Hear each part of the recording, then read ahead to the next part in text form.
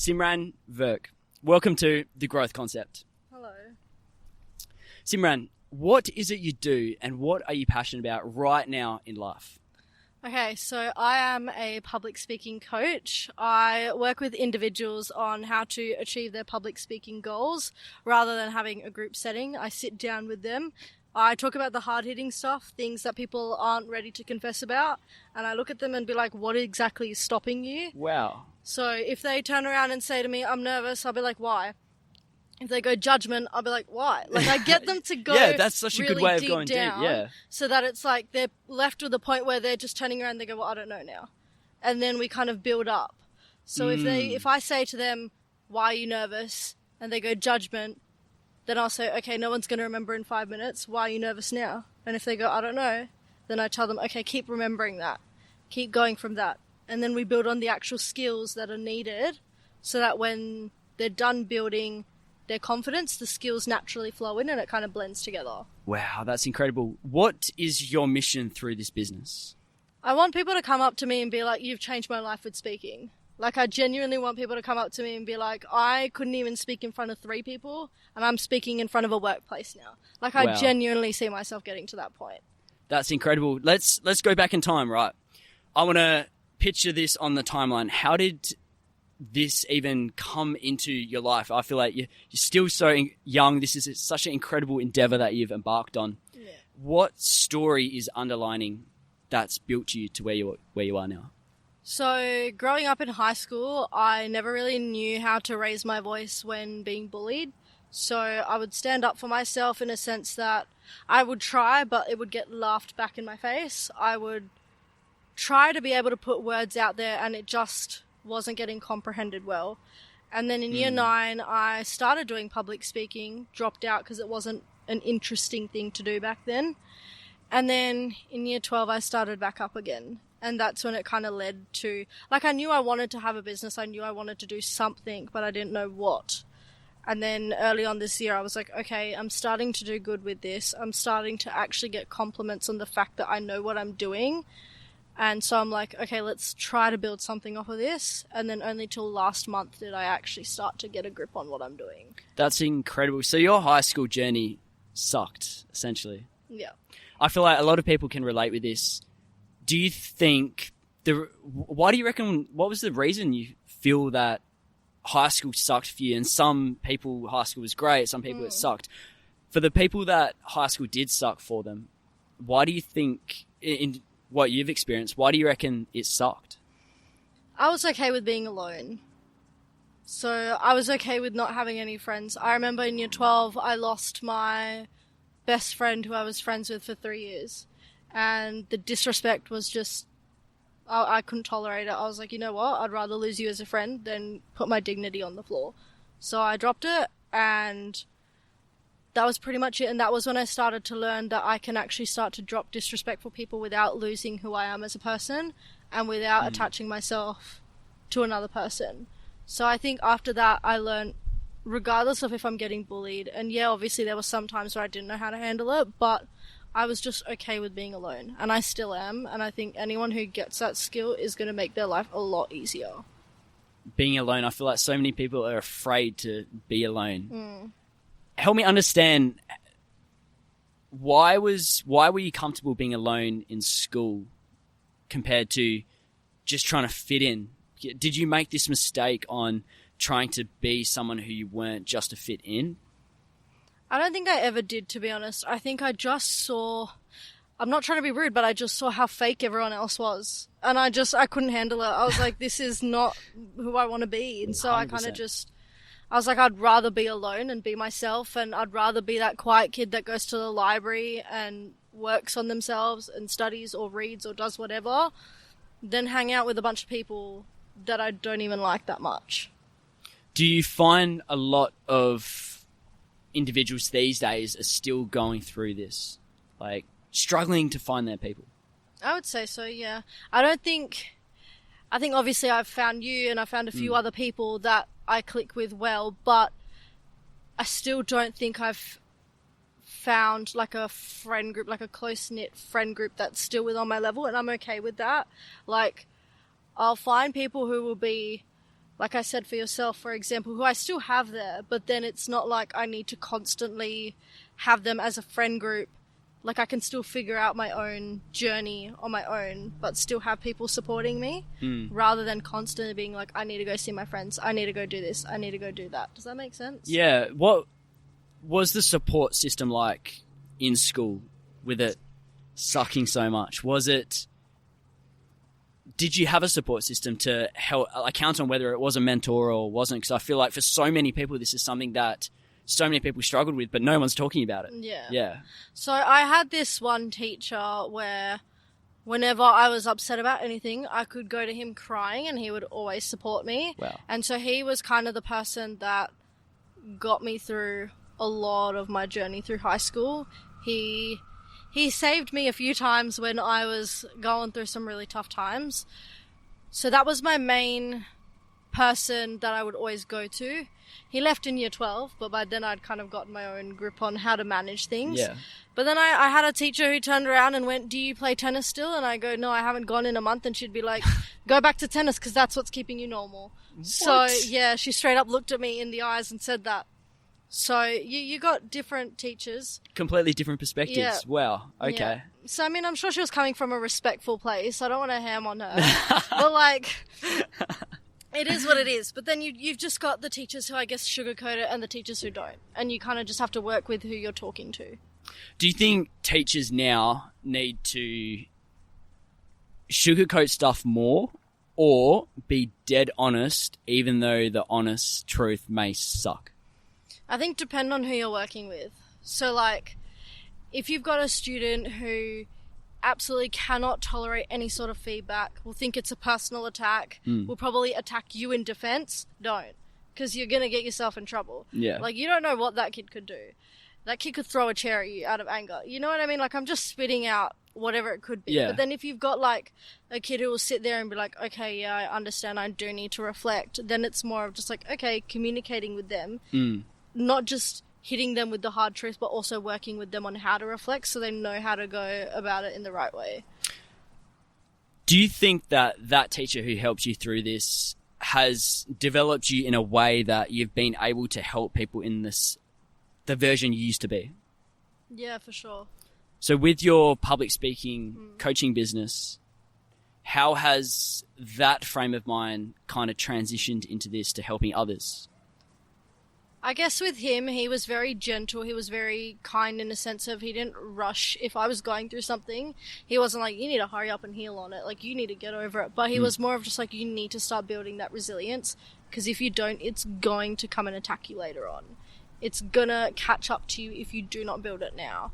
And so I think with the public speaking business, to help others is kind of the same thing, where it's like if they're coming up to me and they're going, I'm so nervous I can't speak, I understand and I go, yeah, I get that, but also you need to start building those skills because you can't keep coming to every session being like, I'm too nervous. Like, that's why I'm here to help you.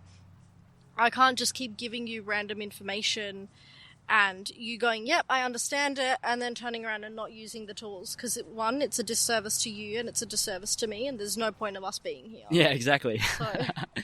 What story or experience did you have that made you realize that public speaking was for you? Because public speaking, statistically, what is the biggest fear humans have? Because of the fear of rejection, the fear of being left out, that community instinct that we've always had. What story or experience did you have that steered you onto this path you are now on? So, whenever I'd go on a stage to speak, beforehand I'd be really nervous. But when I was going on the stage, everything kind of just went silent. So all that adrenaline, everything that I had, literally just went quiet. Wow. And so it was a very weird feeling for me because I've never experienced anything like that, but I didn't really know how to comprehend it and be like, this is what I want to do. Until someone who I looked up to, her name's Jess, very amazing person, she turned around and went, you are so young and you're such a good speaker. And then I remember I had lost a contest against her. And I was like, you know what? I think I'm going to quit. And she looks at me and she goes, you are stupid if you're going to quit. Like, you... Straight up, you're stupid if you're going to... Wow, she was like, you have a good gift. Do not give it up just because you lost. Like, don't be silly. And so she was very much and she still is, she's a very much type of person where she's like, everything happens on God's timing. Everything happens when it needs to happen. And so in that contest, it was her, me, and another person. And then this year I'd won a contest with 7 other people. So it's more, and she looked at me and she was like, see, this is your timing. And to me, it was more of just like, even though there was 3 people last time, there's a bunch of more people and I've still come through on top. Yeah.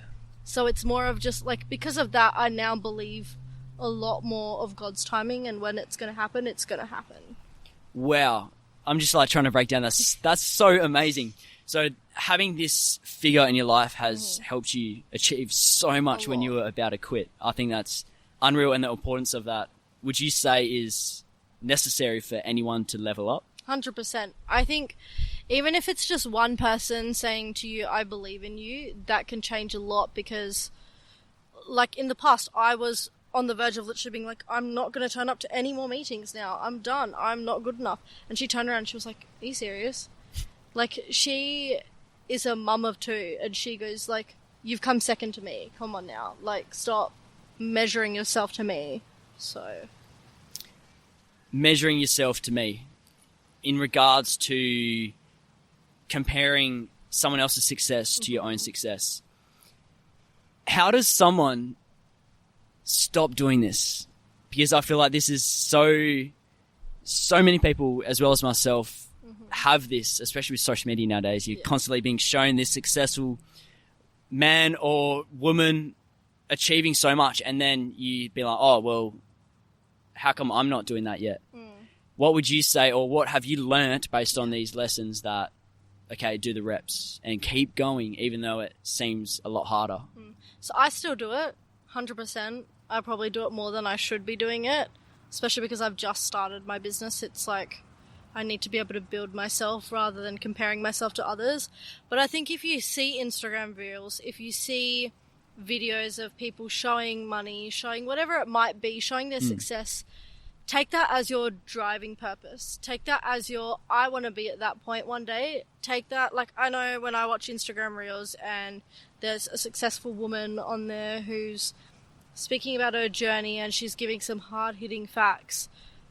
I don't take that as, because I don't even know who she is. So I don't take that as, I need to beat her, I need to be better, why is she there and I'm not? Like, I take that as, wow, she's powerful.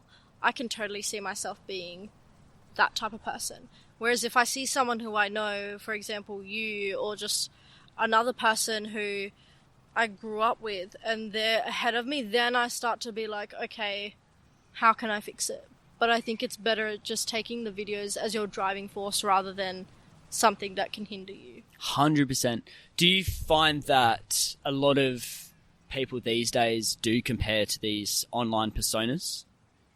Like, personally, what you've seen? Yeah, I would say so. Only because when you're online, you're showing a facade. You're showing what other people want you to see. So I could turn up to you with a Rolex on and a bunch of fancy stuff with on. The McLaren. Literally. And be like, look at me, I'm so great, got the money, and go home and be completely miserable and have no one there. That's kind of like what it is like on social media. People will dress a certain way. They'll put a certain image just for you to see what they want you to see. And then completely go home, and they could have so many issues going on, but you wouldn't know about it. Yeah. But it's because they're afraid of that judgment and they don't want you to see it. But then us as viewers, we're like, why can't we be like that? Because we're just not as grateful, I would say, as we should be. Like, we're always striving for that next bit of adrenaline, that next bit of joy, to the point where we forget to stop and just be like, we need to be grateful for the fact that we're here already. Wow. If you're listening to this, go back and re-listen to the last minute of this conversation. That was incredible. So the whole Instagram highlight reel on lives, which I can relate, I've seen it, I've compared, and I have to say, I'd like to say my content's pretty authentic, but who knows, it's hard with the personal brand image these days. For someone who's having this comparison struggle in their life, or as you're saying, you started that business, you've taken that first step to achieve the goal that you've seen that you want to achieve. For someone who's struggling to take this first step, whether that's in their public speaking, wanting to start that business, what would you say that they learn? What mentality do they need to adapt in order to get to that desired result? My thought process is very direct. I'll use an example. So, are you aware of the Royal Perth show? Royal Perth show, yes. Yeah. So, you know the rides that go upside down? Yes. And it's quite scary. So, I've sat on those, right? And I'd be really, really scared. And my thought process would be like, look, if I was to fall, I'd go straight splat on the ground, done, within a second. Fair enough. So that's just how it is in real life, right? And I know it might sound weird, but that's just how it is in real life. Where you're speaking, for example, if you mess up a word, within 5 minutes, someone's going to forget about it. Like, what I'm saying is it goes so quickly that you're just going to completely forget. I know it's a weird analogy. It's an interesting analogy, yeah. It's just, you've got to remember that the world is so big. Like, we're little ants in the realistic side of things.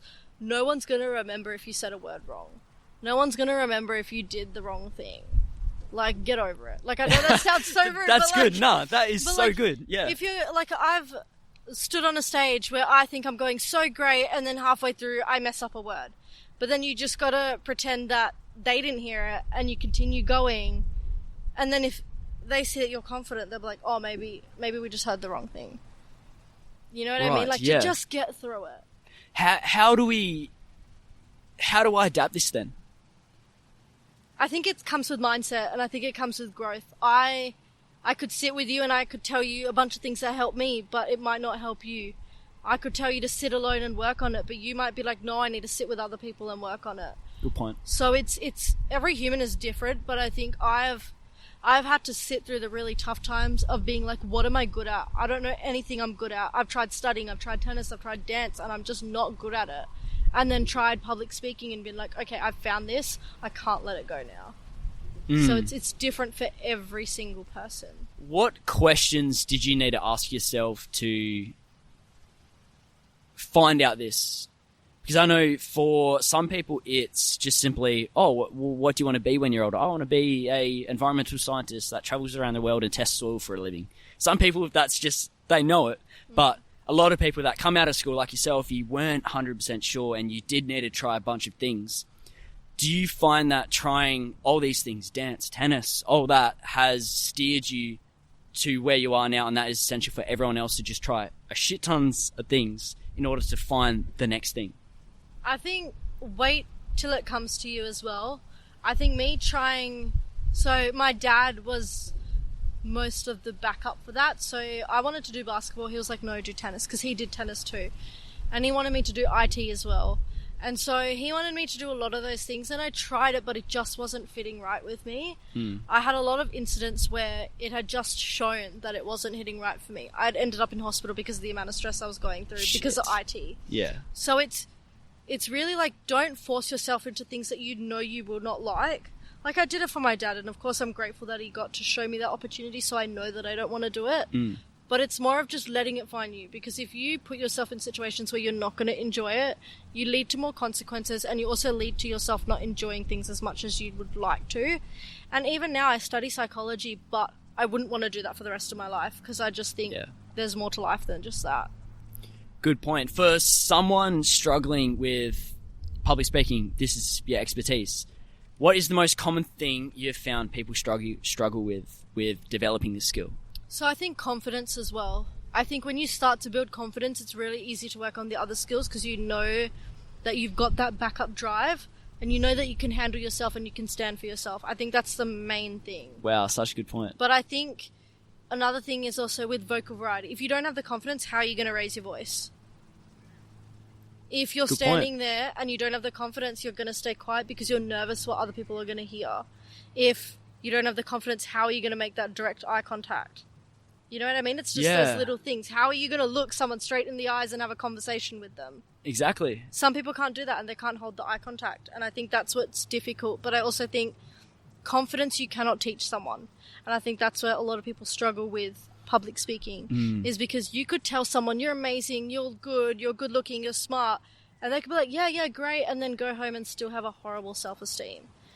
And so that's where it's like, you can help them as much as you can. You can tell them what helped you, but at the end of the day, it's what's going to help them that's going to improve them. And then once they've got that, at least a little bit of grounding block, then you can actually work on it. Such a great point. I'm going to ask the question, how do I develop confidence? Like, what's your go-to tip for someone who's struggling with confidence, can barely hold this eye contact? Mm-hmm. How can they develop this vital skill? I'm going to ask you a question. I saw this quote off of a reel. Okay. So you might have heard it, but if you got offered $10 million, would you take it? What's the catch? If there's no catch, yes, but... Okay, but what if it meant that you would die tomorrow? No. There's your worth right there. The fact that you're getting offered $10 million. Wow. And there is your worth right there. That you're like, no, I gotta live. But you're willing to choose your life over $10 million. Waking up tomorrow is worth more than $10 million. Whereas people would literally sweat to earn that amount of money. But the moment your life is in question, you're like, oh no, I can't. But also your confidence, you've got to understand that if you're worth something, you've got to be confident to understand that. You've got to actually pick up the fact that you mean something.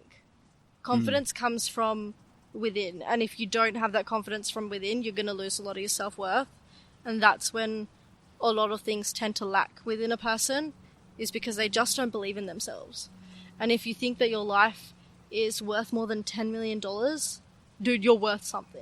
Like, that's a pretty big point. Amen. So I think you just got to realize that it takes time and you got to find it from within yourself, but no one can do it for you.